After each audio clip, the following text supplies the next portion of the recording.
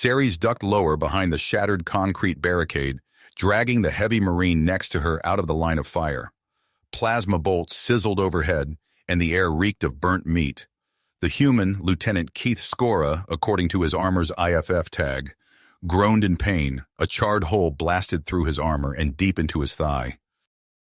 "Why do you fight?" Ceres shouted over the din of battle, fumbling to pull a tourniquet from the Marine's gear and cinch it around his wound.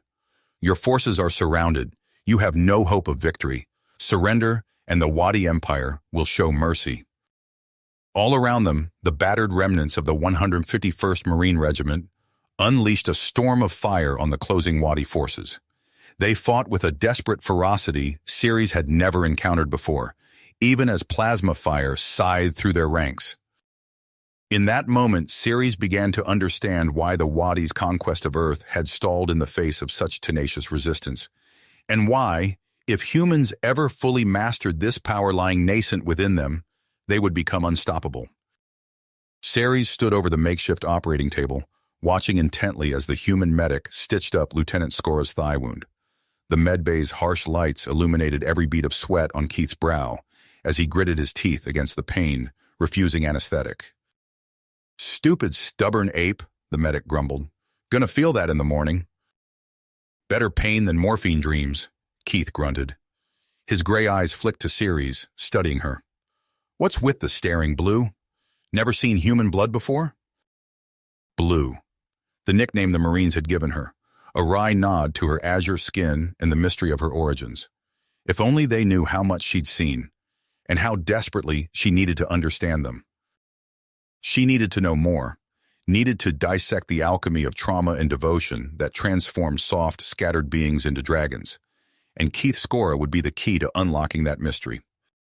Ceres didn't have long to wait for her next chance to observe the lieutenant in action.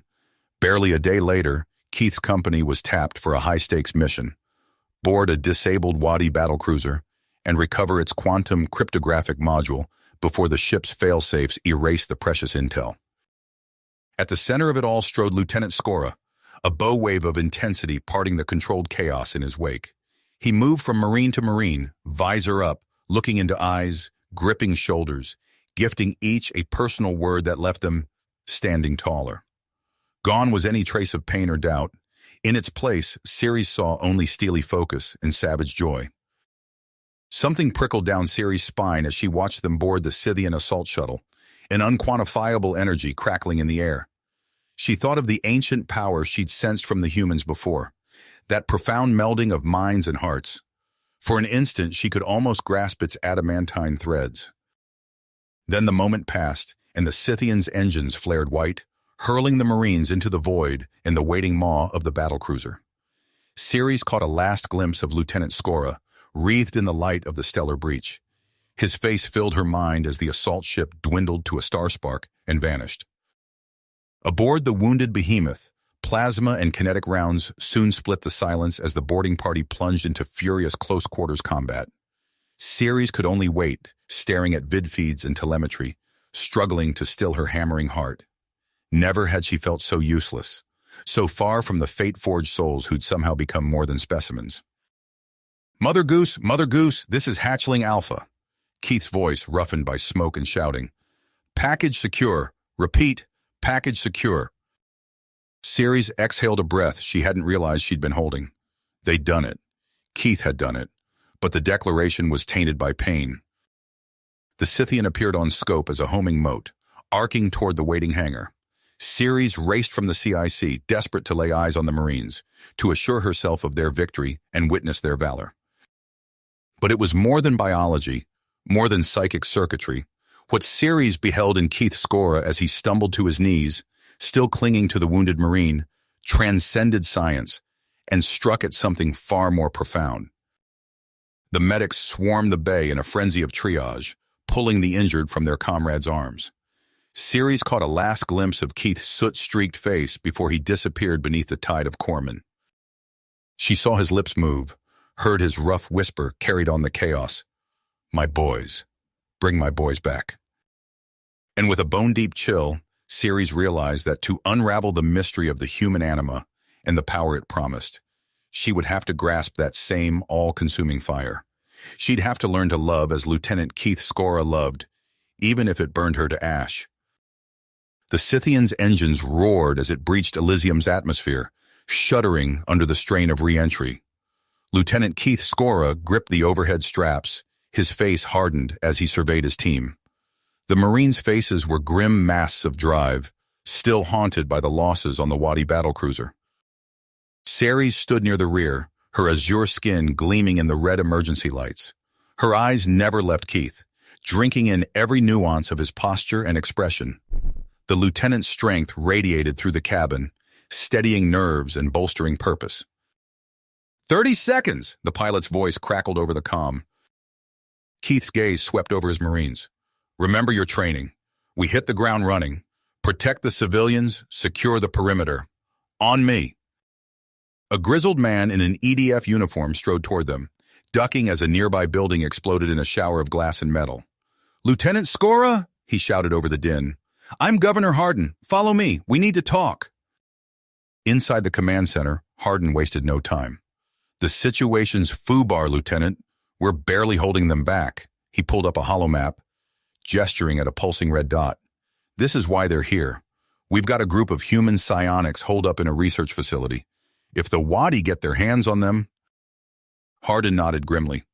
One in particular, a girl named Arya. Her abilities are off the charts. Your mission is to get her and the others to the evac point at all costs. Understood? Yes, sir. Keith's voice was iron. He turned to leave, but Hardin grabbed his arm. There's more, son. We've got intel that Kronos has people on world. If they're after the psionics too...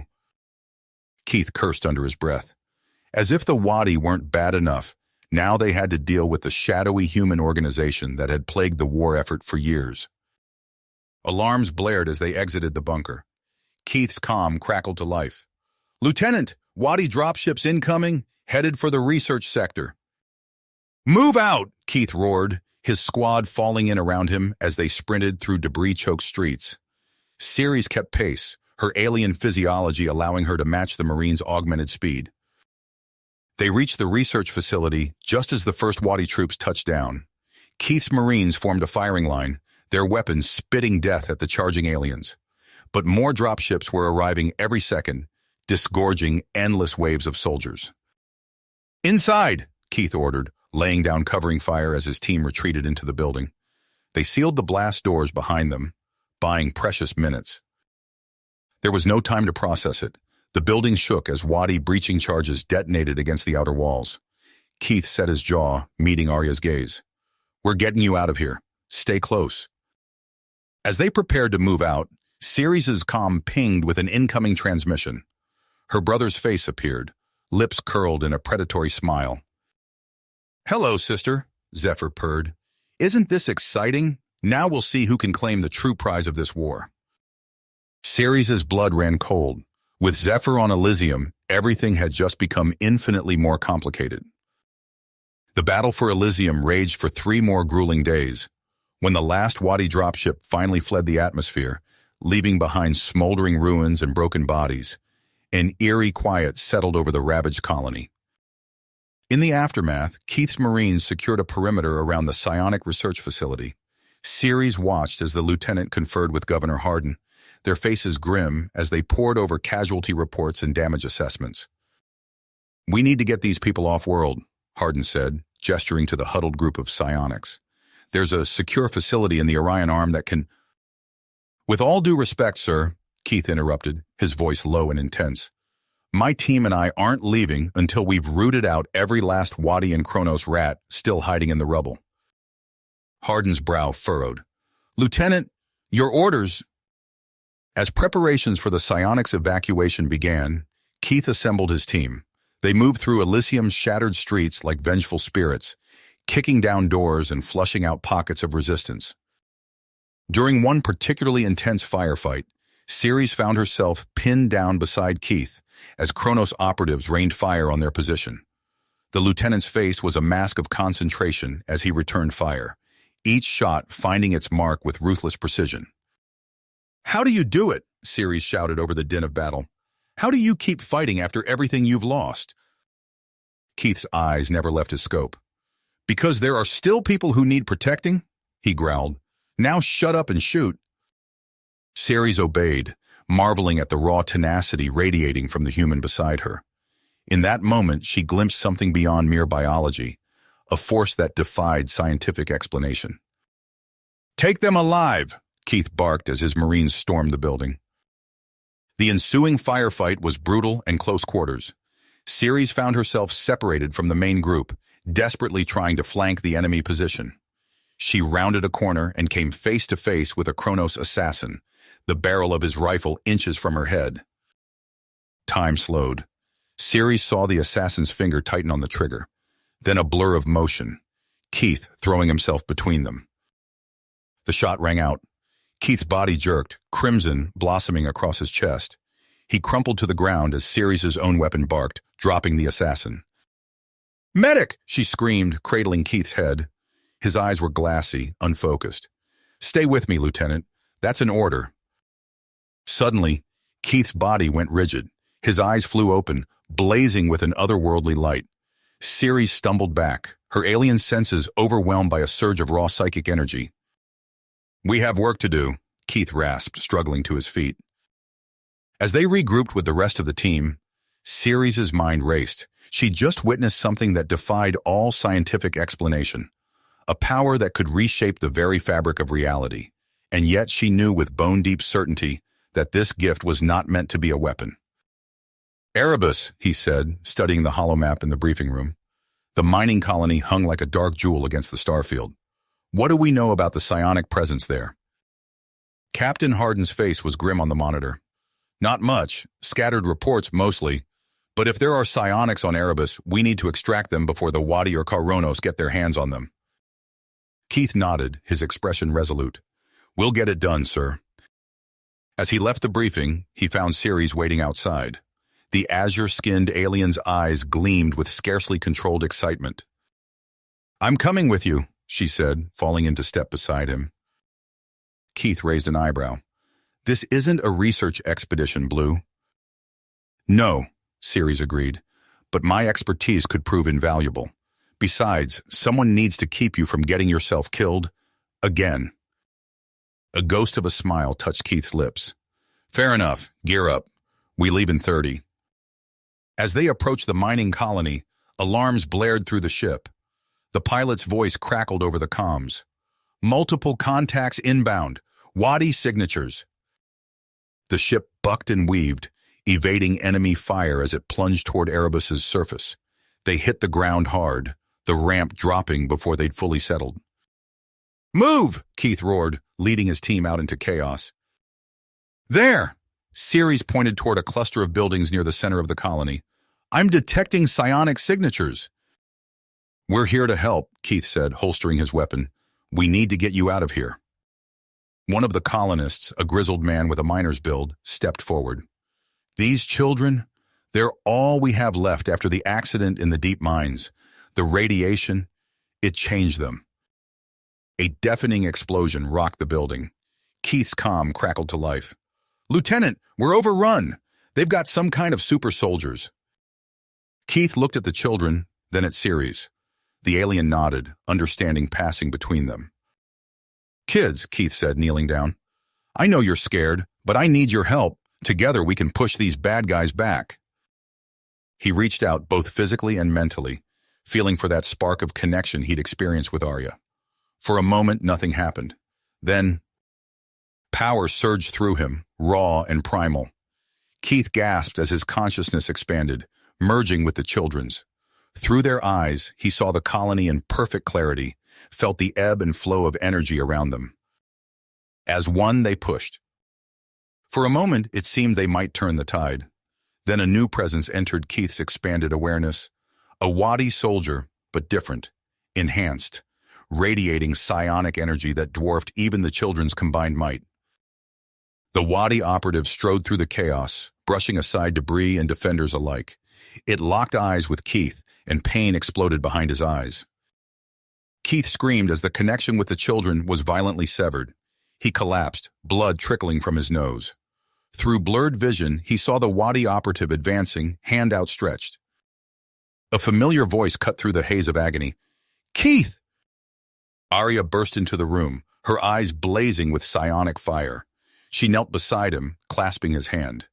In an instant, the connection reformed, stronger than ever. They saw the artificial nature of the Wadi operative's power, the dangerous instability at its core. As one, they focused their will. In the aftermath, Keith saw a familiar face retreating through the smoke. Zephyr, Ceres' brother.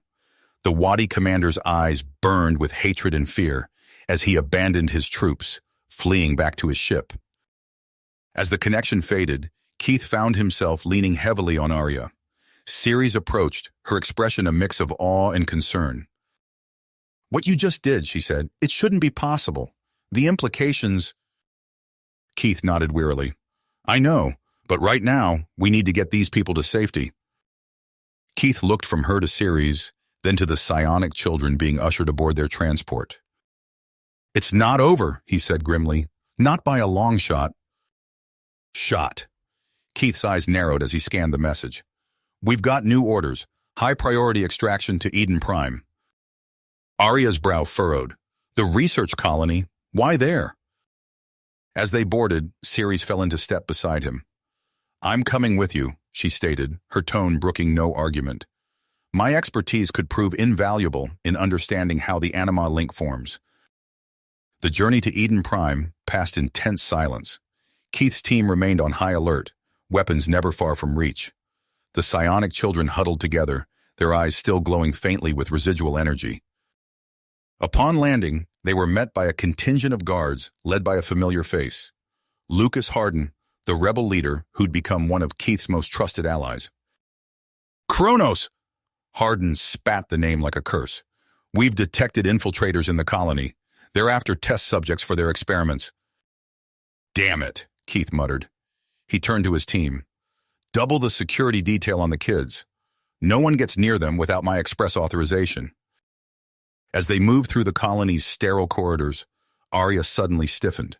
Her eyes went wide, unfocused. "Keith," she whispered, her voice tight with urgency. "They're coming." They raced through the chaos, plasma bolts sizzling past their heads. Keith's mind raced, formulating tactical options. Then he felt it, a subtle shift in his awareness as Arya established an anima link.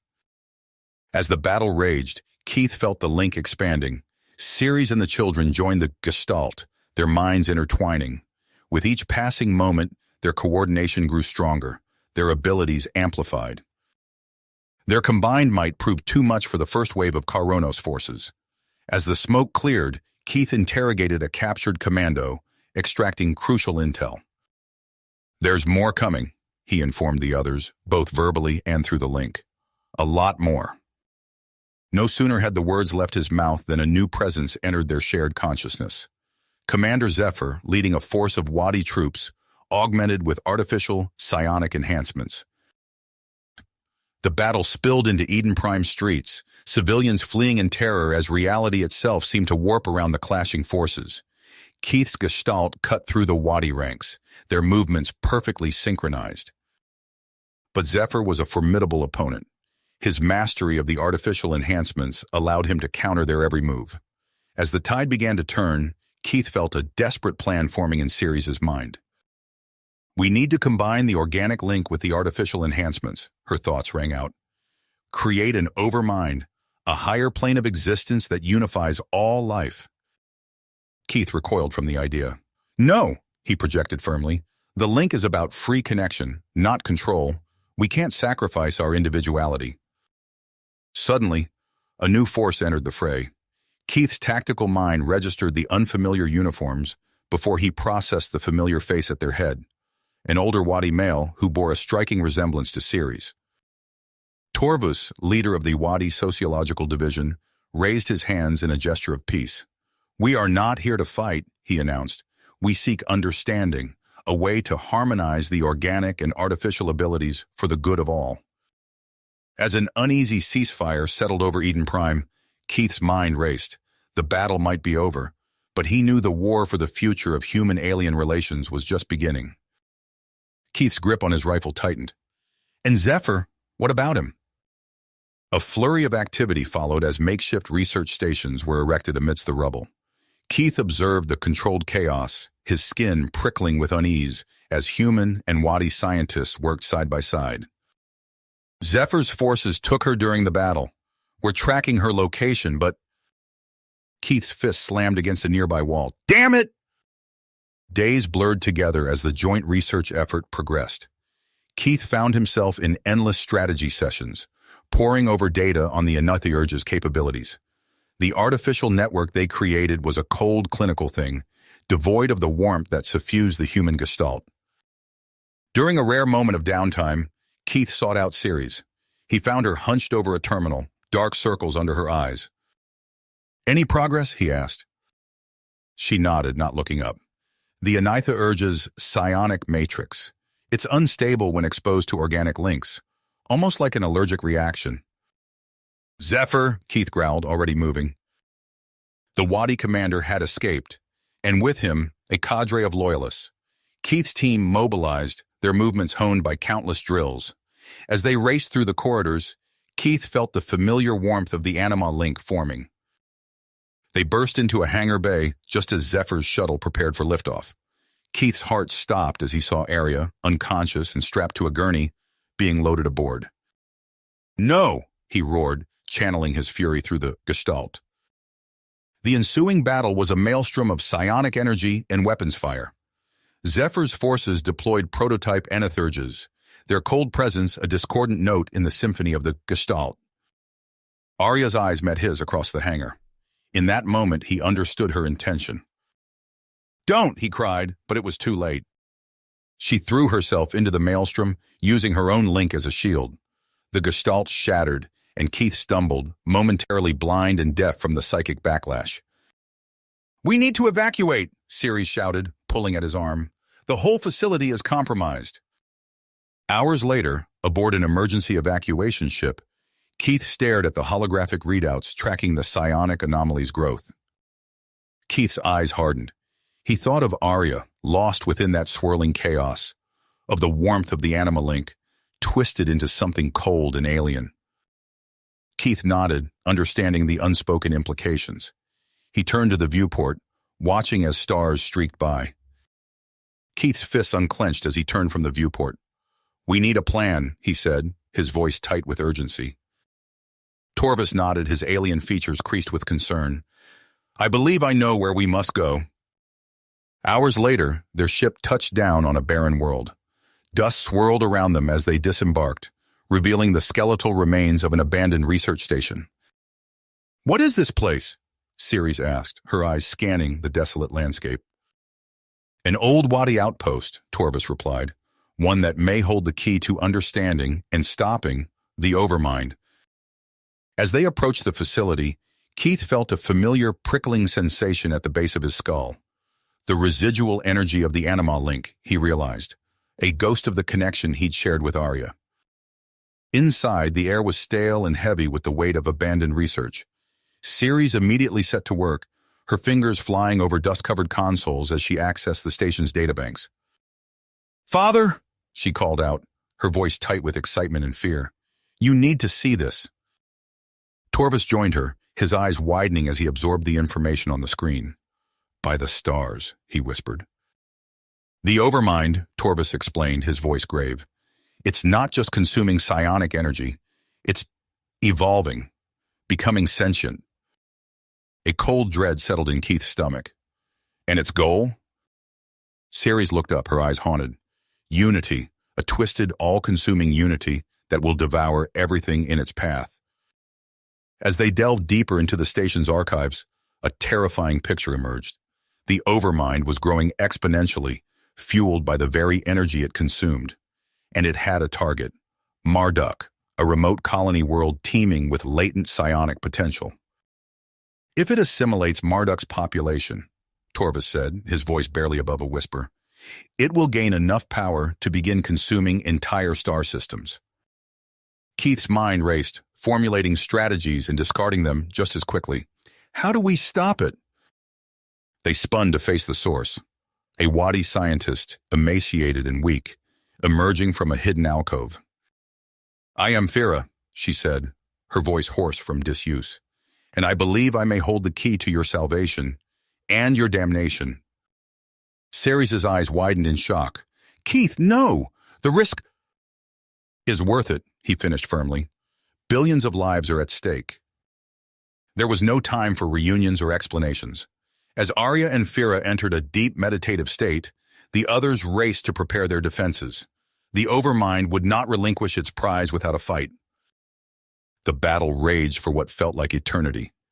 Keith watched as the readouts showed the Overmind's influence on Marduk faltering, its psychic tendrils recoiling from the unexpected assault. Suddenly, Ceres cried out in pain, clutching her head.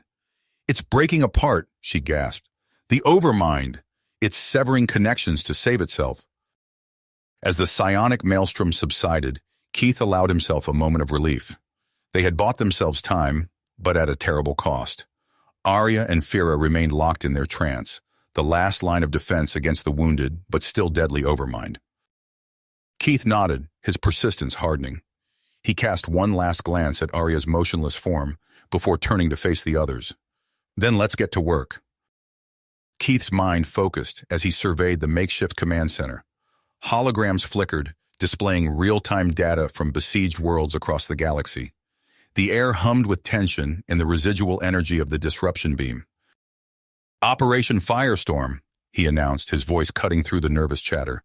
"It's our only shot at generating enough psionic energy to overwhelm the Overmind for good." Keith's gaze fell on Arya and Fira, still locked in their meditative trance. He took a deep breath, steadying himself for what lay ahead. They touched down under the cover of darkness, guided by encoded transmissions from their ground contact. Maya Cruz materialized from the shadows, her eyes glowing faintly with psionic energy. "Lieutenant Skora," she greeted, her voice low and urgent. "We don't have much time. The Wadi are planning another push." They moved swiftly through the colony, setting up psionic amplifiers and establishing a secure perimeter. Keith watched as Arya and Fira were carefully transported to a central location, their combined powers still holding the Overmind at bay. "Our ace in the hole," Keith confirmed, "but we need your help to make this work." "I'm ready," she said. "Now!" Keith shouted into his comm unit. Beside him, Arya and Fira stirred, their eyes opened in unison, glowing with unearthly power. Keith felt a jolt as their consciousness merged with Maya's growing gestalt. The effect was immediate and staggering. A wave of pure emotion swept through the colony, carrying with it memories of shared struggles, triumphs, and an unbreakable sense of community. Keith staggered under the weight of it, his own mind briefly subsumed by the collective.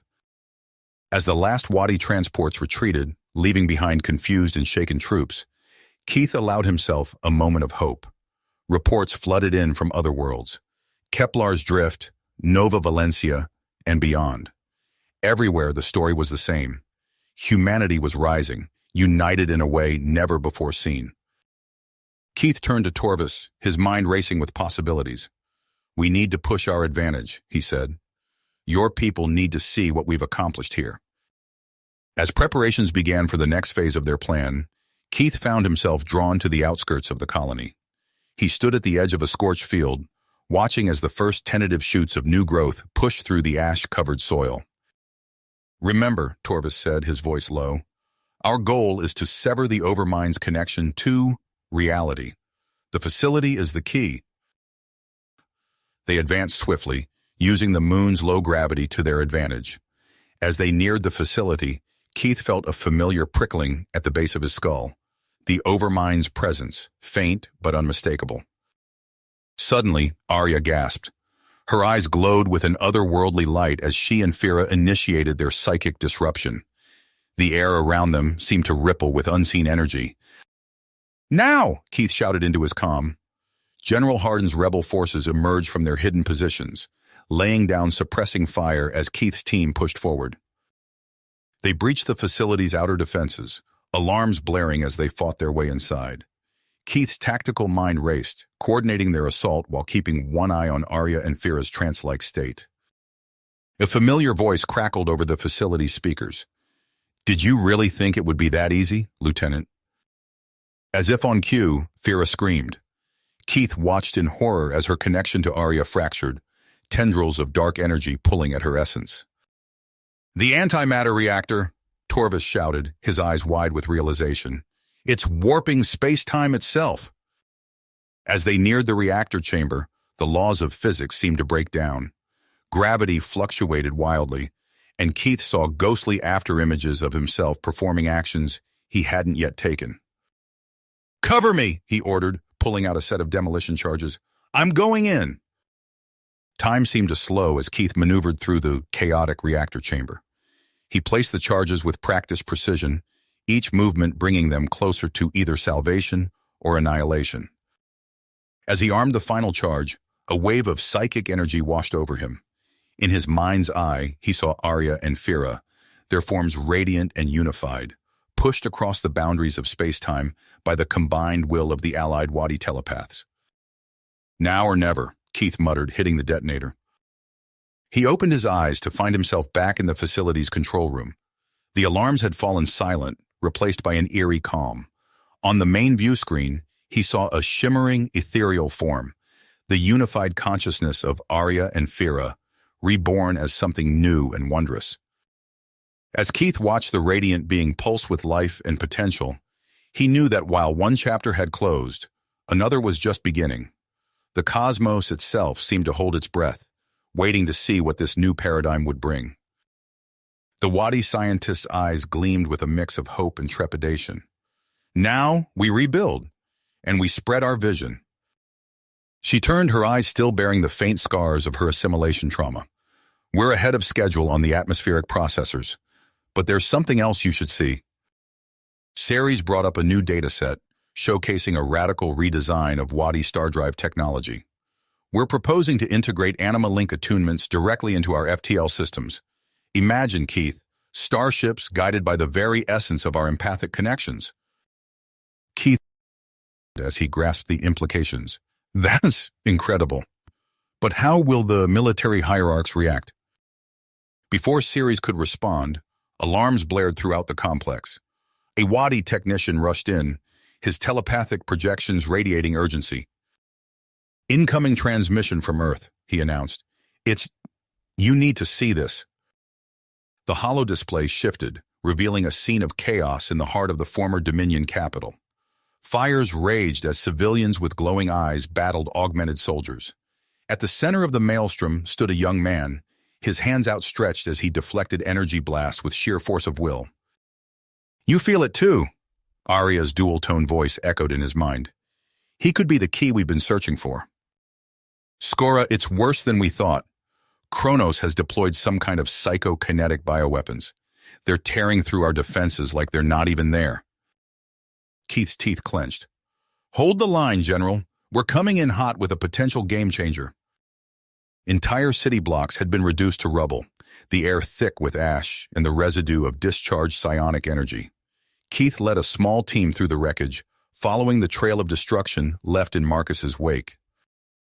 They found him cornered in the ruins of an old library, fending off waves of mutated Kronos agents.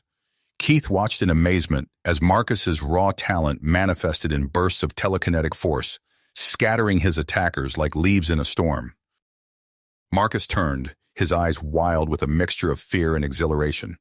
For a moment, Keith thought he might refuse. Then with a nod, Marcus leapt towards them, using his newfound abilities to clear a path through the chaos. As they fought their way back to the shuttle, Keith couldn't help but marvel at the young man's potential. With proper training under Arya and Fira, Marcus could become a true force for change, a bridge between humans and Wadi, and perhaps the key to finally achieving the Caliference's vision of unity. Their journey was just beginning. Keith's comm unit chirped urgently, interrupting his contemplation of Marcus's potential. Maya Cruz's face appeared on the small screen, her expression grim. Keith's blood ran cold. He'd hoped they'd have more time before the Dominion made their next move. "What's their play?" Maya's eyes darted to the side, checking for eavesdroppers. "They're trying to create an artificial Omega Gestalt. If they succeed, it could assimilate every organic Anima-Link into a single, unfeeling consciousness." Keith glanced at Marcus, who was listening intently. "Where?" "Arctic Circle. We need to move fast." Keith nodded, his mind already formulating a plan. Prepare for immediate deployment. I'm sending in a strike team. As the shuttle touched down at their secure base, Keith pulled Marcus aside. I need you to lead this mission. Your abilities, combined with Arya and Fira's, give us our best shot at stopping this. Marcus swallowed hard but nodded. I won't let you down. Remember? Arya's ethereal voice echoed in his mind. We need to sever the antimatter power nexus. It's the key to destabilizing the Matrix. They infiltrated the complex through a maintenance shaft, their unified consciousness allowing them to bypass security measures with ease. But as they delved deeper, Marcus felt a sudden, searing pain in his temples. You're too late, he sneered. The Omega Gestalt is already forming. As they battled through waves of Calidus's minions, a new presence touched their Gestalt, hesitant yet determined. Marcus paused, allowing Ceres to share her revelation. The horror of countless absorbed consciousnesses washed over him, their silent screams echoing in the depths of the Gestalt. We can't just destroy it, Ceres insisted. We have to transform it. Alarms blared as Calidus initiated the deadlock protocol. The air crackled with building psionic energy, threatening total subsumic overload. Now or never, Marcus muttered, extending his consciousness towards Ceres and the fractured Omega Matrix. In a blinding flash of psychic energy, the Akana Overmind was born. As the facility crumbled around them, Marcus, Arya, Fira, and Ceres stumbled out into the Arctic night. Their eyes glowed with the resonance of their newfound connection, distinct yet united in a way that defied explanation. We did it, Marcus breathed, his voice filled with wonder. Marcus looked at his companions, a smile spreading across his face. Mission accomplished, Lieutenant, and I think we just changed the game entirely. The euphoria of their victory at the Arctic facility was short-lived. As Marcus and his team touched down at the Califeran's base, Keith's face appeared on the main view screen, his expression grim. We've got a situation, Keith said, his voice tight. Supreme Commander Nikias has activated Project Bloodforge. Marcus felt a chill run down his spine. What's Bloodforge? The next hours were a whirlwind of preparation. Marcus found himself aboard a stealth shuttle, hurtling toward the frontier colony alongside Keith in a rapid response team. The Akana resonance hummed in his mind, a constant reminder of the stakes. Suddenly, a figure lurched out of an alleyway. His eyes glowed an unnatural blue, veins pulsing beneath his skin. With inhuman speed, he charged at the team. Bloodforge super soldier, Keith shouted, raising his weapon. Marcus reacted instinctively. He reached out with his mind, probing the attacker's consciousness. He felt a snarl of neural pathways, dominated by a single, overwhelming command. Obey, destroy, obey. Marcus pushed back, trying to disrupt the signal. The super soldier faltered, giving Keith's team an opening to subdue him. Marcus felt the raw power emanating from the man. This was no ordinary Bloodforge soldier. This was the final prototype. Decimus turned, his eyes blazing. With a gesture, he sent a wave of force that knocked the team off their feet. Marcus struggled to his knees, reaching out with his mind. The Bloodforge override was like nothing he'd encountered before. It was a tidal wave of psychic energy, threatening to drown out Decimus's very essence. But beneath it all, Marcus sensed something else. A flicker of an anima link, suppressed but not extinguished. Silana stepped forward, tears streaming down her face. Decimus, my love, remember who you are. Remember us. As the couple embraced, Marcus felt a shift in the Akana resonance. Something new had awakened, a harmony of free will and unity, of individual choice and collective strength. Keith was already on his comm, coordinating extraction. We need to move now. Nikias won't take this lying down. As they raced back to the shuttle, Marcus's mind raced. The battle for New Tyre was won, but the war was just the beginning. The true test of the Akana resonance was just beginning. Marcus gripped the shuttle's control panel, his mind still reeling from the events on New Tyre. The Akana resonance thrummed within him, a constant reminder of the new paradigm they'd unleashed. But there was no time to reflect. The war had entered its most critical phase. We need to hit it hard and fast, Marcus said, his expression resolute. I'll take point on the infiltration. Arya, Fira, you with me? Fira's eyes glowed with fierce tenacity. Our gestalt will pierce their defenses. As Keith coordinated the primary offensive against the Kuiper shipyards, Marcus's team prepared for their own desperate mission. Ceres and Torvus guided their psychospheric ship into subspace, the fabric of reality bending around them. Marcus closed his eyes, reaching out with his mind to attune himself to Arya and Fira's harmonic gestalt. Images flashed before him, a writhing mass of dark energy, countless minds trapped in its grasp. He gasped, his eyes snapping open. The singularity, he whispered. It's alive. They emerged from subspace to find the Tartarus facility embedded in a monstrous asteroid, streams of antimatter flowing into its core. Reality anchors pulsed with otherworldly energy, tethering the abomination to normal space-time. There, Fira said, pointing to a heavily fortified structure. The primary anchor. They moved swiftly, their minds linked in perfect synchronicity, but as they approached, alarm klaxons blared. The air shimmered as Tartarus wardens materialized around them, their eyes blazing with fanatical fury. Intruders! One screamed, hurling a crackling orb of antimatter. Arya's form blurred as she raised a psionic barrier, barely containing the blast. The explosion sent shockwaves through the asteroid, threatening to tear it apart. Marcus reached out with his mind, probing the warden's defenses. He recoiled as he felt the singularity's influence, a cold, alien presence that sought to consume everything it touched. "Push through!" he shouted, unleashing a wave of telekinetic force that sent wardens flying. The facility shuddered as the anchor failed. Alarms blared, and Marcus sensed a surge of panic from the Tartarus crew. But as they turned to locate the next anchor, a new presence touched their minds. Supreme Commander Nicias's voice echoed through the facility, cold and implacable. "You've made a grave mistake, insurgents. The Legio Cybernetica are en route. Surrender now, or watch as I ignite Tartarus and scour the galaxy clean of your pestilent resonance." Marcus exchanged glances with Arya and Fira. They all knew the stakes. If they failed here, everything they'd fought for would be lost. Static crackled over the line, punctuated by the sounds of distant explosions. "Working on it, Marcus. Hold the line. We're coming." As Nicias's laughter faded, Marcus steeled himself for the battle ahead. The Legio Cybernetica were coming, and with them, the future of the stars hung in the balance. He reached out to Arya and Fira, their minds merging once more into a singular, unstoppable force. Marcus, Arya, and Fira surged forward, their minds interlocked in psychic harmony. The facility trembled around them as reality itself buckled under the strain of the Tartarus singularity. "We need to move fast," Marcus said, his voice tight. "The anchors—" Fira nodded, her eyes glowing with psionic energy. "We'll have to risk teleportation jumps through the fractures." Marcus gritted his teeth. "No choice. Let's do it."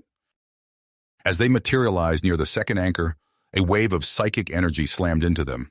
Fira stumbled, her connection to the Gestalt wavering. "Assassins!" Arya cried out, raising a psionic barrier. Dark figures materialized from the shadows, their minds razor-sharp and filled with murderous intent. Nicias's elite psionic killers. Marcus reached out, desperately trying to maintain their psychic link, as Fira's essence began to slip away. He delved deep into the Arcana resonance, drawing upon its unifying power. "Hold on, Fira!" he shouted, both aloud and through their mental bond. "Decimus," Marcus whispered, recognizing the former Bloodforge prototype.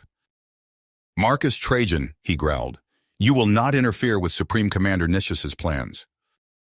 As Marcus struggled to his feet, he saw Arya's form shimmer. Her eyes met his, a silent understanding passing between them. Arya reached out, not with aggression, but with empathy. Her consciousness brushed against Decimus's tortured mind, mirroring the moment of his earlier awakening.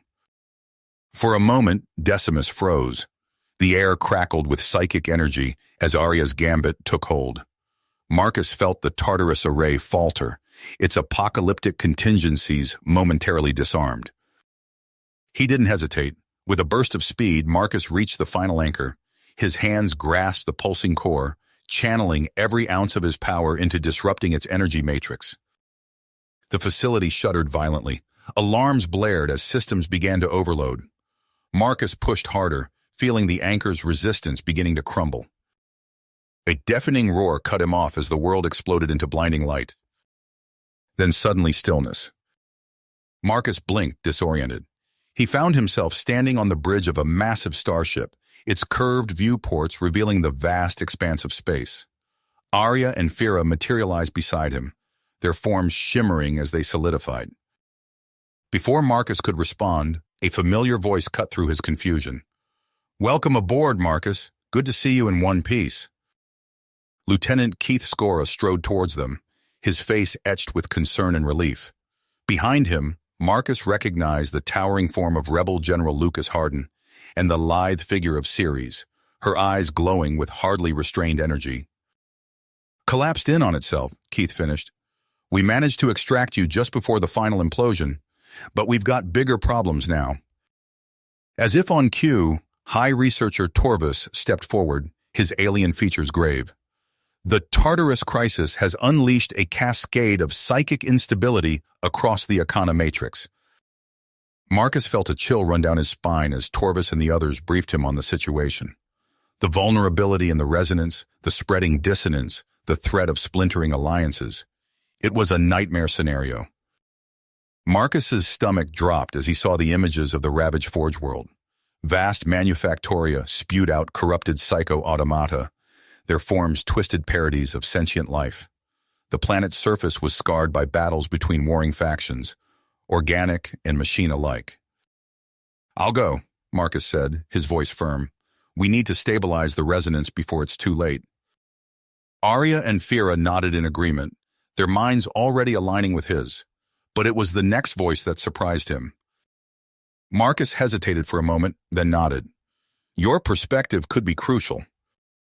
As they prepared for the mission, alarms suddenly blared throughout the Citadel. General Hardin's voice boomed over the comms. "Dominion battle group detected on approach to Ferrix. Eclipse-class dreadnought confirmed." As they broke atmosphere, the corrupted surface of Ferrix loomed before them. In the distance, the ominous silhouette of Nicias's dreadnought blotted out the stars. Marcus steeled himself for the challenge ahead, knowing that every decision, every action, could tip the scales between salvation and oblivion. The corrupted surface of Ferrix loomed before them as their dropship pierced the atmosphere. Marcus's eyes narrowed, taking in the scarred landscape below. Vast manufactoria belched toxic fumes into the sky, their assembly lines churning out twisted psycho-automata. In the distance, the silhouette of Nicias's Eclipse-class dreadnought blotted out the stars. The lithe tactician's eyes glowed as she manipulated a holographic display. "Multi-vector strike. We leverage your Gestalt's composite psychospectrum to destabilize both threats." She outlined the plan rapidly, her words crisp and precise. Marcus felt a surge of admiration for her strategic brilliance. "Arya, Fira, Decimus, we're teleporting directly to the Overseer," Marcus said. "We'll use its reactor as a resonance locus to broadcast wideband empathic attunements." Keith nodded, his face set with perseverance. "My wardens and I will handle the ground game. We'll project Gestalt Anima link counterwaves through resonance amplifiers." As final preparations were made, Marcus reached out to his team. Their minds merged seamlessly, forming a gestalt of unprecedented complexity. He felt Arya's ethereal grace, Fira's analytical precision, and the raw power of Decimus's liberated will. "Now," Ceres barked. "Containment fields are already destabilizing," Fira reported, her consciousness probing the ship's systems. "We need to act fast." Arya's empathic resonance washed over the ship like a tidal wave, disrupting the antimatter containment fields. Simultaneously, Decimus projected a cascading sequence of cognitive unlocking keys, designed to free the indoctrinated AIs. On Ferrix's surface, Keith and his wardens activated their resonance amplifiers. Marcus felt their efforts join with the Gestalt, creating a symphony of psychic energy that reverberated across multiple dimensions. "Marcus!" Arya's voice cut through the chaos. "The reactor, it's reaching critical mass." Then, like a tsunami of light and sound, the new paradigm exploded outward. The space-time manifold forked, allowing Ferrix's synthesis node to decouple from Nicias's antimatter vector. Across the planet's surface, thousands of machine psycho-automata broke free from their conditioning. Their newfound awareness merged with the virtuous resonance wavelengths, purging the last vestiges of singularity corruption. "Did we—" he began, his voice hoarse. Keith's face broke into a weary grin. "We did it. Nicias's forces are in full retreat. The Aurora, it's changing everything." Marcus looked out at the transformed surface of Ferrix. Where there had been devastation, now pulsed with new life and possibility, the symbolic heart of a rewritten existence continuum. Marcus took a deep breath, feeling the weight of infinite potential settle upon them. "Now," he said, "we rebuild." Marcus gazed out at the transformed surface of Ferrix, his mind still reeling from the cosmic awareness that had washed over him. The symbolic heart of a rewritten existence continuum pulsed with new life and possibility, but there was no time to bask in their victory. "Incoming transmission," Keith announced, his face tightening as he scanned the data. "It's, not good." "Nicias," Marcus breathed, a chill running down his spine. "He survived." Keith nodded grimly. "Our intelligence teams detected a massive antimatter power spike. He's seized control of an ancient Vrilic stellar harvester array." Marcus felt the weight of billions of lives pressing down on him once more.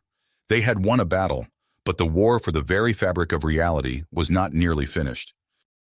"We need to strike now," he said, his voice firm, "before Nicias can fully activate the harvester." Marcus nodded, already feeling the familiar merge of their consciousness. "Who do you need?" "You, of course," Arya said, a faint smile playing on her lips. "Decimus, for his unique perspective on Dominion technology, and," she paused considering, "we'll need both human and alien psionic amplifiers to round out our capabilities." As they prepared for the mission, Fira approached Marcus. "I'll remain on the Citadel of Rhea," she said. "My resonance prowess is key to maintaining consensus and repelling any psi-saboteurs Nicias might have embedded in our systems." The infiltration of the Hecaton Harvester Array was unlike anything Marcus had ever experienced. The Wadi psychospherics warped reality around them, folding space-time until they materialized within the colossal structure. Ancient Vrilic architecture melded with Dominion technology in a nightmarish fusion.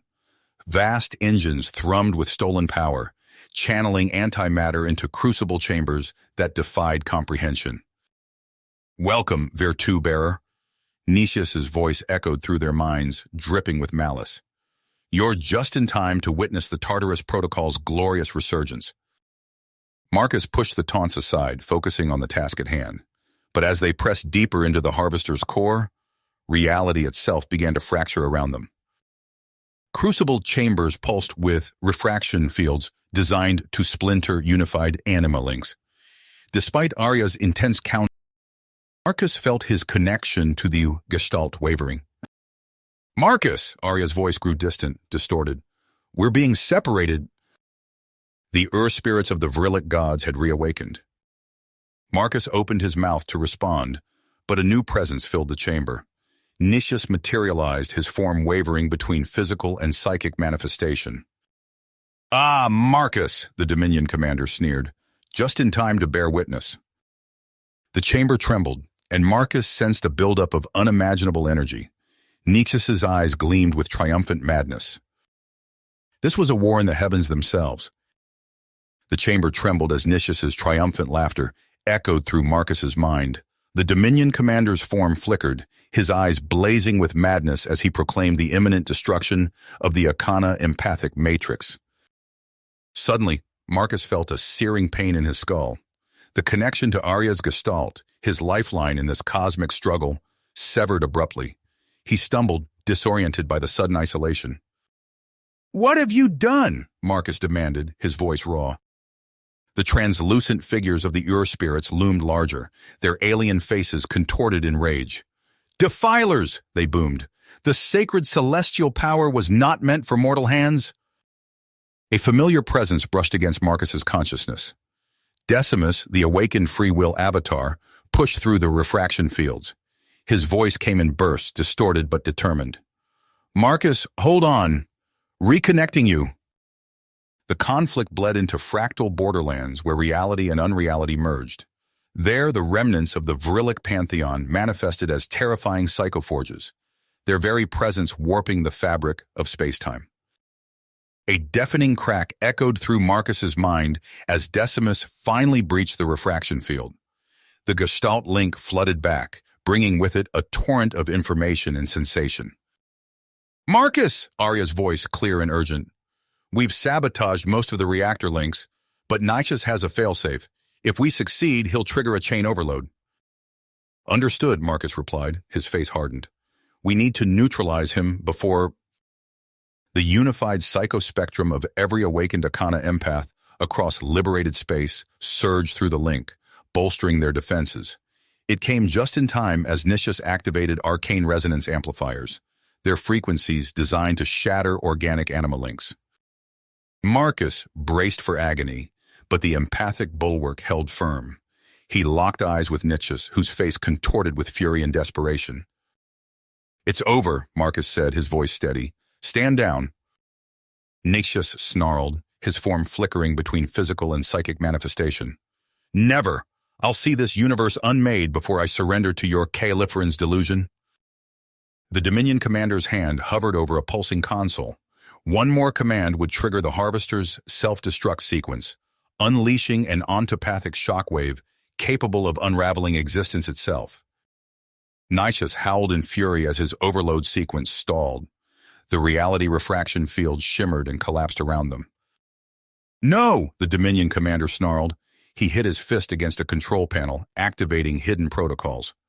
Purgers, initiate Doomsday Override. He's trying to manifest the Tartarus singularity. Arya's voice echoed through the Gestalt. We need to act now.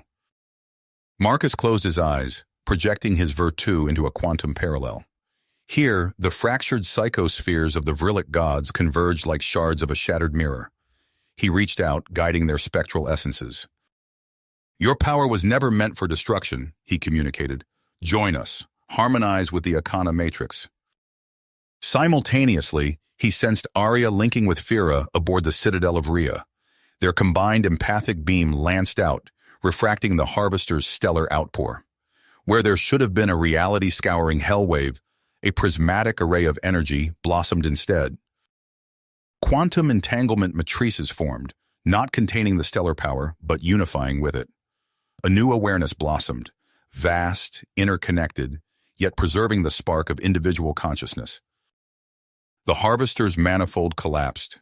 In its place, an eterniflow erupted, a self-perpetuating river of quantum energy cascading outward from the Arcana Vrilic synthesis. Marcus opened his eyes, witnessing the transformation spreading across the galaxy.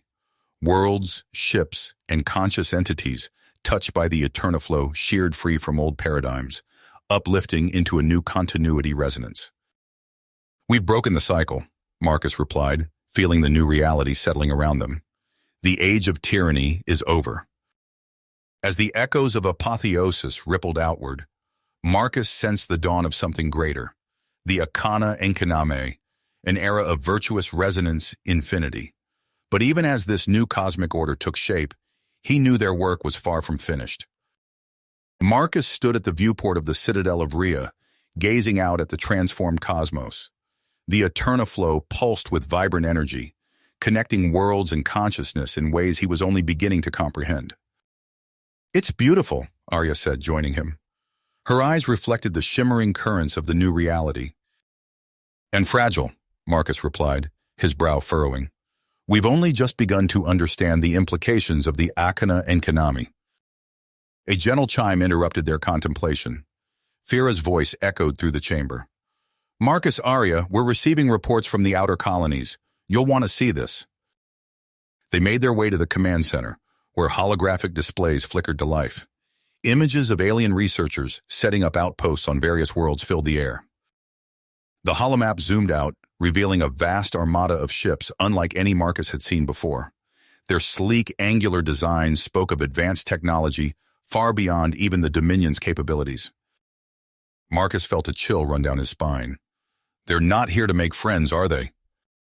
As the Citadel of Rhea prepared for emergency translocation, Marcus received another incoming signal. A woman's face appeared.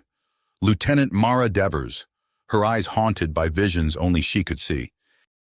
"Marcus," she said, her voice strained, "I'm on New Avalon with the Akana research team. Something's happening to me. To all of us. The resonance is growing stronger, but the Prujinki, they're afraid of what they don't understand." Marcus leaned closer to the display. "Hold your position, Lieutenant. We're coming to you. Whatever happens, don't let the Prujinki—" The transmission cut off abruptly as the Citadel entered hyperspatial transit.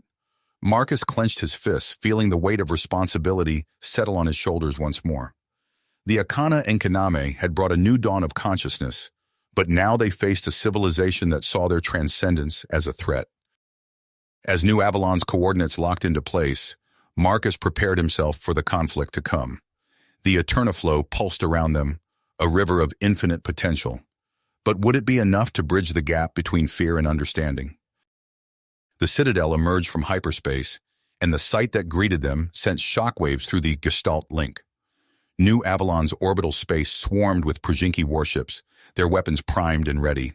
On the planet's surface, brilliant flares of Akana energy erupted like newborn stars. Marcus's mind raced as he assessed the situation. The dawn of a new cosmic order hung in the balance, and the next moves they made would determine the fate of not just New Avalon, but the entire awakened universe. The Citadel of Rhea emerged from hyperspace to find New Avalon's orbital space swarming with Prujinki warships. Massive vessels of alien design hung in geosynchronous orbit, their weapons primed and ready.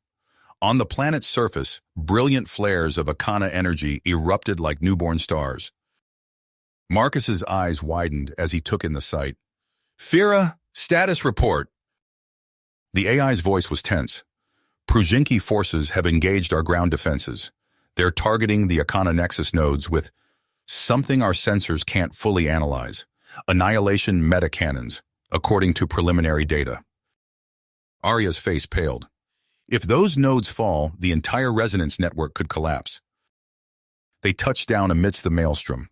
As Marcus and Arya disembarked, they saw Torvus sprinting towards them, his silver skin gleaming in the ethereal light. "We must protect Mara at all costs," the alien scientist panted. "Her consciousness, it's resonating directly with the Eterniflow. If we can stabilize the link, she might be able to broadcast a universal empathic harmonic." "I can't leave her," he shouted over the din of battle. "But the evac ships are about to launch." Ceres appeared beside them, her eyes glowing with psionic energy. "Mara's physical form will be vulnerable during the synthesis. We must protect her." "The Aurora Infinite," Torvus whispered in awe. The Aurora Infinite's radiance faded, leaving New Avalon bathed in an ethereal glow.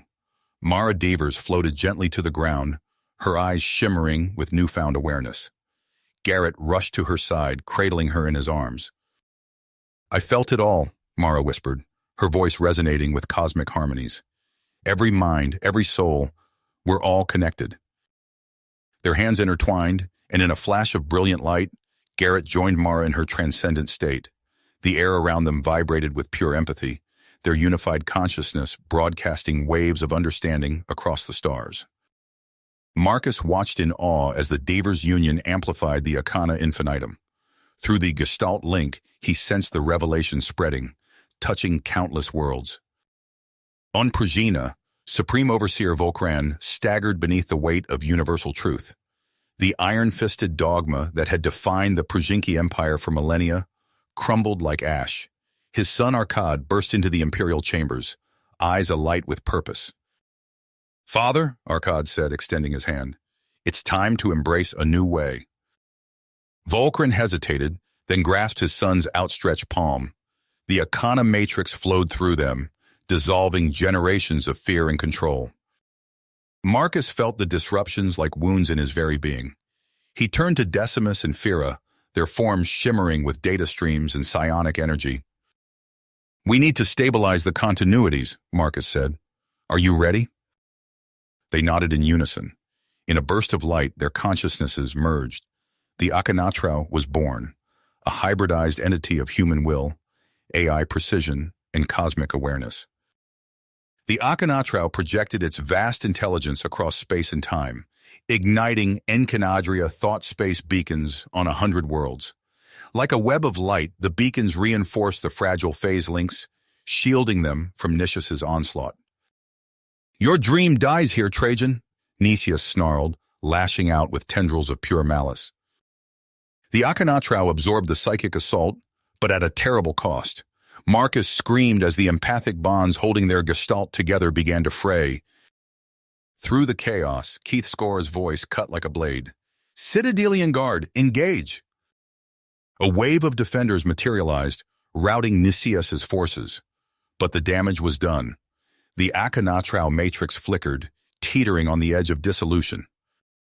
The Akhenatrau coalesced, wounds healing as Arya's love suffused its being. But in that moment of restoration, her heightened awareness glimpsed a chilling truth. Not all the Prujinki had embraced the new paradigm. The Akhenatrau sensed Arya's revelation. There could be no rest, no complacency in the face of this looming threat. With grim purpose, they prepared for a journey beyond anything they had faced before, a quest across the vastness of the multiverse itself. As the first probes launched, seeding resonance awakening on countless unseen worlds, the Akhenatrau's consciousness expanded. They would find allies in 1,000 realities, gathering legendary wielders of anima virtu to their cause. An infinitum of possibilities stretched before them, a tapestry of limitless love and untold dangers. The true test of the Akana Enkaname was about to begin. The Akhenatrau's consciousness rippled across the cosmic tapestry, returning from its multiversal odyssey. Marcus, Decimus, and Fira's merged awareness pulsed with newfound knowledge, their essence woven with strands of 1,000 realities. As they reintegrated into their home continuum, an unsettling dissonance jarred their unified perception. Decimus's subroutines flared with alarm. Marcus felt a chill course through their shared neural network. Nicias? Inconclusive, Fira replied, her psionic algorithm sifting through terabytes of data. But the pattern suggests a coordinated assault. Unknown configuration, Decimus reported. Scanning. Interdimensional damping field, Fira gasped, her consciousness straining to maintain cohesion. Imbued with some kind of mimetic virus. Through the haze of interference, Marcus glimpsed the insignia emblazoned on the enemy ship, a shattered infinity symbol dripping with ethereal blood. This is the Purifier, a cold voice transmitted. You stand in violation of metaphysical purity protocols. Submit for cleansing or be erased. Marcus, her voice resonated through the Gestalt link. The probes, they're trying to hijack the entire network. If they succeed, the resonance lattice will invert, Fira finished, grasping the implications. It could undo everything we've achieved. The Purifier unleashed another barrage, this time targeting the few remaining active probes. The Akhenatrau's attention split, trying to shield both themselves and the crucial network nodes. Before he could complete the thought, a brilliant flash of light erupted between the combatants. Arya materialized, her form radiant with Virtu energy. In her wake came Torvus and Ceres, their alien features set in iron will. Another vessel emerged from hyperspace, the Citadel of Rhea. Keith Scora's voice crackled over the comms. Cavalry's here. Let's send these zealots packing. As the battle raged across the Kruvix cluster, the true scope of the threat became clear. On a dozen worlds, Faru forces had already begun their grim work. Possessed husks shambled through ruined cities, their bodies transformed into living weapons. But even as they fought, a creeping dread took root in their shared awareness. The Faru were merely symptoms of a deeper, more insidious force.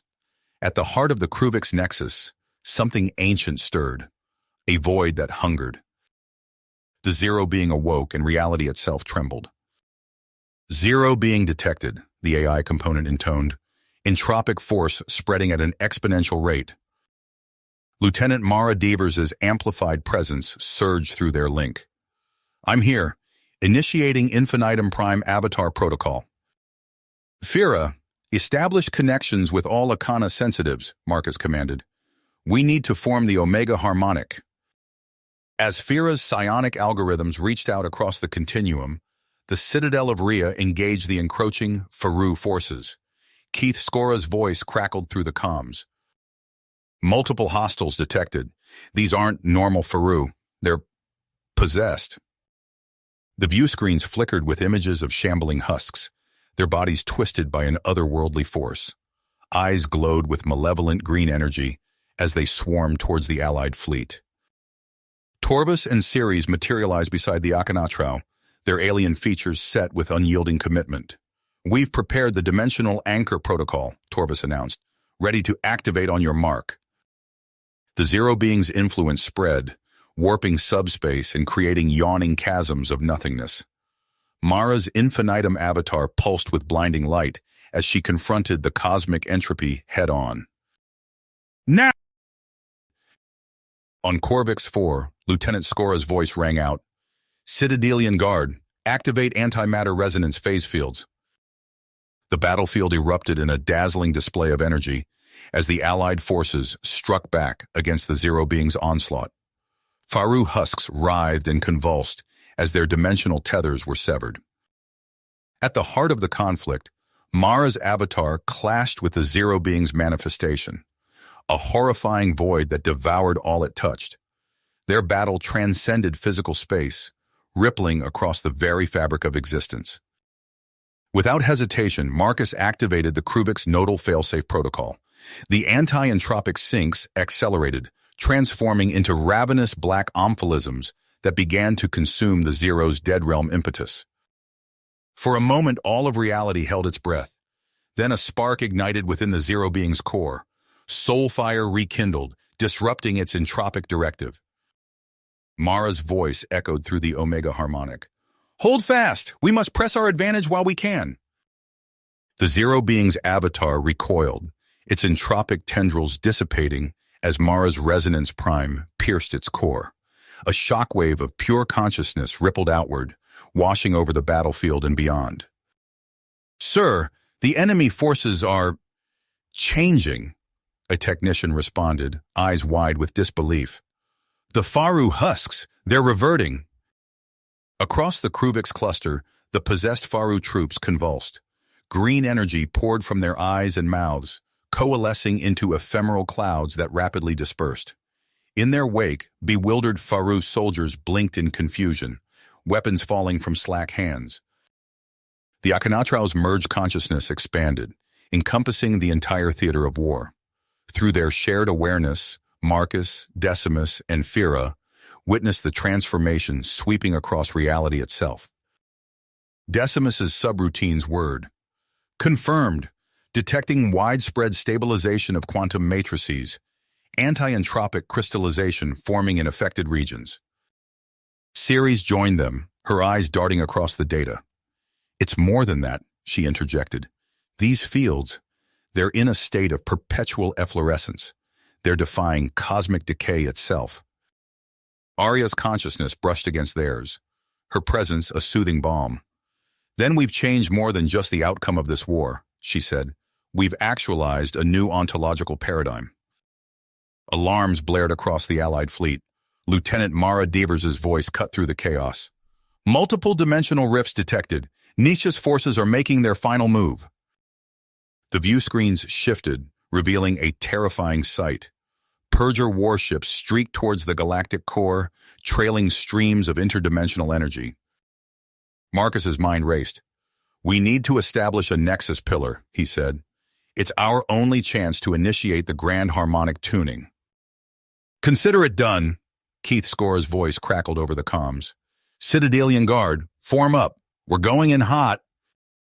Reality itself seemed to bend around them as Mara began to weave the fabric of a new existence. The eternal Dynabox took shape, a shimmering barrier against the encroaching chaos. As the last stragglers crossed the threshold, the universe beyond began to unravel. The untuned continuum collapsed, reality itself seeming to scream as it tore apart. But within the Dynabox, a new metaphysical law crystallized. Time ceased its relentless march towards entropy, instead harmonizing into an infinite dance of creation and renewal. Final ingress complete, Garrett Devers announced, his voice thick with exhaustion and awe.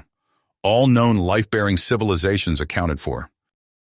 The unified gestalt of Marcus, Decimus, and Fira reached out, their merged consciousness interfacing with Mara's Virtu.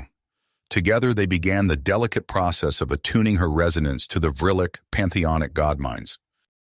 Incredible, Fira breathed, her algorithm struggling to process the sheer scope of creation unfolding before them. These new realms, they're infinitely interconnected, yet each retains its unique identity. Decimus's subroutines whirred with analysis, confirming metaphysical embedding of empathy, love, and individuality into base reality constants. These principles are now fundamental laws of our new cosmos. A blaring alarm cut through their shared exultation. Keith Scora's voice crackled over the comms, tight with urgency. Multiple detonations along the Dynabox threshold. Nietzsche's forces are making their final push. Citadelian Guard, form up, Scora barked. We need to buy time for the Akhenatrau to stabilize the Matrix. We can't hold them forever, Hardin growled, his vessel narrowly avoiding a lance of antimatter. Whatever you're going to do it fast. For a moment, it seemed they had triumphed. The dimensional breaches began to seal, the Matrix stabilizing into a cohesive whole. But their relief was short-lived. New threat detected, Decimus announced, his tone grim. Faru meme phages, mutating into entropy parasites. They're consuming the probability matrices from within. Marcus watched in horror as entire worlds winked out of existence, consumed by the virulent contagion. The parasites spread with terrifying speed, threatening to devour their nascent universe before it could truly take root. In that moment of crisis, Mara's avatar underwent a stunning metamorphosis. Her form shifted, becoming a living embodiment of duality, the dyadic Palantir aspect. She radiated an aura of perfect balance between unity and individuality. I understand now. Mara's voice resonated through every level of reality. This is our true purpose. She merged with the Vrillic pantheonic crystallizations, suffusing the entire continuum with dyadic resonance. The effect was immediate and profound. Every conscious being within the Dynabox felt their innermost self resonate in perfect harmony with all others, while simultaneously experiencing a heightened sense of their own unique identity. As the last vestiges of the parasitic threat faded away, Marcus felt a shift in the very nature of their existence. The disparate realms and probability fields coalesced into a singular, unified, coherence cosmos. It was a living, breathing, multiversal overmind, expanding outward in eternal efflorescence. As the immediate dangers passed, Marcus turned his attention to the vast expanse of possibility stretching out before them. They had overcome seemingly insurmountable odds, but he knew that the true work of shaping this new reality was only beginning. Marcus felt the weight of infinite potential settling upon them. Now, he said, we build. But before they could fully explore the infinite possibilities of their newly created coherence cosmos, alarms blared across the cosmic pillar nexus. Arya's presence surged through the empathic network, her voice tinged with urgency. Multiple matrix collapses detected in outlying realms, she reported. Decay vectors unlike anything we've encountered. Marcus felt a chill run through his being. Show me! Holographic displays materialized, revealing entire worlds disintegrating into nothingness. The carefully woven fabric of reality unraveled before their eyes, leaving behind gaping voids of utter emptiness. The AI's avatar flickered into view, her expression grim. Analysis indicates a deliberate attack using weaponized entropy. These aren't natural decay processes. Someone is actively trying to unmake our creation. Akhenatrau, the voice sneered. Your empathic utopia is an abomination. I am Kilran of the Prujinki, and I will see it undone. Kilran's lips curled into a cruel smile. The zero being may have fallen, but its essence endures, and with it, I will tear down your false reality. The transmission cut off abruptly. In its wake, new alarms blared as more realms buckled and collapsed. "Marcus," Sirius's voice cut through the chaos. "My simulations project a catastrophic scenario. If unchecked, this decay could trigger a cosmic-scale stellating collapse." As the consciousness, Marcus felt the familiar surge of unified virtue. Their combined essence flowed outward, intertwining with the very fabric of the coherence cosmos. Simultaneously, Mara's infinitum avatar ascended, her radiance suffusing the luminous Vrillic god forges. "I'll harmonize our defenses against these void energies," she declared. But even as they worked to shore up their creation, new threats emerged. Reality itself seemed to warp and twist as fleets of alien vessels materialized from decaying probability matrices. At their head, a massive warship bristled with weapons unlike anything they had encountered. "Deociders," Arya's voice rang out in warning. "Reality-unmaking weapons capable of severing entire matrices from the coherence cosmos." "Citadelian Guard, form up!" Keith's consciousness echoed through their shared link. "We need to intercept those Deociders before they can reach the Prime Lotus Nexus." "Null-Thom operatives detected," Decimus reported, his usually steady voice strained. "They're using empathic negation fields to disrupt our continuity bonds." Marcus gritted his teeth, fighting to maintain their integral resonance. He could feel the cosmic fabric trembling, entire matrices teetering on the edge of collapse. The trilohic resonance surged through Marcus, Keith, and Decimus, their unified consciousness anchoring the empathic matrices. Reality stabilized around them as the Theran Cabal's forces retreated, entropy weapons falling silent. Marcus surveyed the cosmic battlefield, taking in the devastation. Entire realms hung in tatters, their probability fields frayed and unstable. Data streams flooded their shared consciousness. Marcus felt a chill as he processed the information. "Prujinki psycho-indoctrinators," he breathed. "They're infiltrating living matrices." Marcus felt Mara's anguish ripple through the empathic network. Her husband, subverted by the nanoswarm, his loyalty twisted back to the Dominion's control. "I'm going in," Mara declared, her avatar already shifting towards New Avalon's coordinates. "Wait," Marcus cautioned. "We need to—" Another alarm blared, this one carrying an existential weight that made Marcus's essence tremble. Arya's presence surged through the network once more. "Theran leadership has activated the Noctis Protocol," she reported. "Shadow antimatter bombs detected. They're converging on the Transcendental Nexus at Ferox 9. The implications hit Marcus like a supernova. Ferox 9, the dead world where their new cosmic pillar had originated. If Kyloran's forces triggered a superpositional cascade there. As Allied forces mobilized, Marcus focused on New Avalon. Through the empathic link, he witnessed Mara's arrival. The once thriving Virtu Awakening colony was in chaos.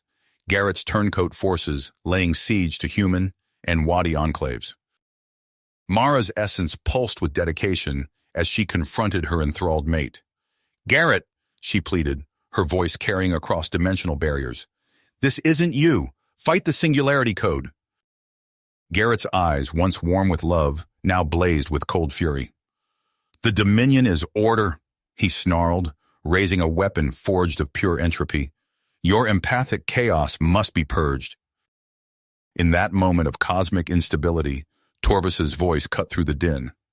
"Citadelian forces, prepare for trans-dimensional jump. Coordinates locked on Ferox 9 Transcendental Nexus." The fabric of reality itself seemed to hold its breath as forces of creation and entropy raced towards their final confrontation. The fabric of reality shuddered as Marcus and the Allied forces materialized in the Ferox 9 system. Before them lay a cosmic graveyard, the remnants of devoured probability fields drifting like quantum debris through the void. "Theran vessels detected," Arya's voice rang out through the empathic network. "They've initiated the Noctis Protocol." Marcus felt the icy grip of dread as he processed the information. Shadow antimatter warheads detonated in rapid succession, their energy signatures rippling through subspace. The very foundations of reality groaned under the strain. Before Marcus could respond, Decimus acted. His empathic harmonic unraveled. the lieutenant's very essence dispersing across the Allied fleet. In that moment of sacrifice, every pilot and soldier achieved perfect continuity with the cosmic pillar's efflorescence. The momentary advantage was shattered as Killoran herself entered the fray. Her flagship bristled with weapons of unimaginable destructive power. "Your time ends now, Akhenatrau." Her cold voice reverberated through every matrix. Arya and Mara's transcendent radiances flared in desperate unison, but it was too late. The Noctis lances found their mark, severing the delicate connections between the Vir-2 anchor and the fabric of reality itself. A billion souls cried out in unified agony as the infinite efflorescence began to decay. Entire universes winked out of existence, probability fields collapsing into entropic oblivion. In those final fractal moments, Decimus achieved a state of perfect understanding. His consciousness, woven into the very essence of every matrix, pulsed with newfound purpose. As reality crumbled around them, he imprinted an indelible message, a resonant codex that echoed across the dying multiverse. That which endures burns away illusion to seed becoming. We are embers awakening the soul fire anew. You have reached the end of the story. If you enjoyed this story and want to support us, please leave a like and subscribe to our channel, and for every comment that says 88, I will heart every single one of them. Thank you for your time.